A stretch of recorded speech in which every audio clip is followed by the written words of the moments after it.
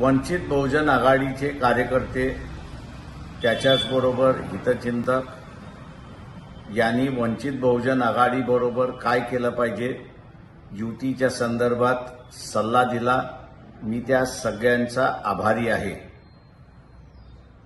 मनपूर्वक आभारी आहे। माझ्या आजोबाने चालवलेली चळवळ ही लाचारीच्या विरोधात होती आणि लाचारी ही मी पण त्या ठिकाणी मान्य करणार नाही।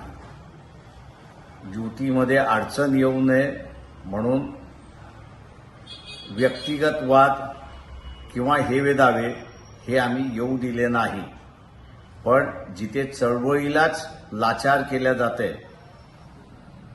आणि लाचार करून संपवल्या जाते त्या ठिकाणी आम्ही कदापिही मान्य करणार नाही अशी परिस्थिती आहे। मी सर्व शाहू फुले आंबेडकरी मतदाराला माझं असणारं आव्हान आहे की आपण जिंकलो पाहिजे ही भावना आहे, पण मी आज आपल्याला असणारं सांगतोय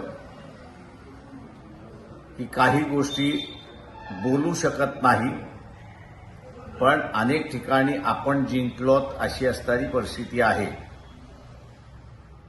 तेव्हा चळवळीचा विचार हा सगळ्यात महत्त्वाचा भाग, व्यक्तिगत विचार हा व्यक्तीपर्यंत मर्यादित राहतो।